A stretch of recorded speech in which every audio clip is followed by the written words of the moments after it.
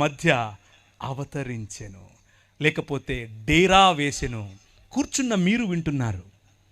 గర్వము, పొగరు, ధనం వగైరా వగైరాల యొక్క నిర్మాణముతో దేవునికి దూరమైన మానవ సమాజాన్ని తిరిగి మానవ సమాజముగా మార్చటం కోసం గలిలయ ప్రాంతంలో నిలబడి దేవుని రాజ్యం వచ్చేసింది అని చెప్పింది ఇంకెవరో కాదు, స్వయంగా దేవుడే. స్వయంగా ఆది యందున్నటువంటి వాక్యమే.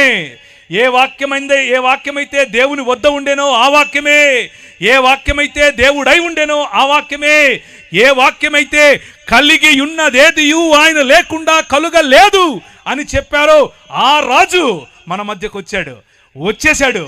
ఆయన పురాతన కాలం మొదలుకొని శాశ్వత కాలము తన ప్రత్యక్షతలు చూపిస్తూ వస్తూ ఉన్నాడు.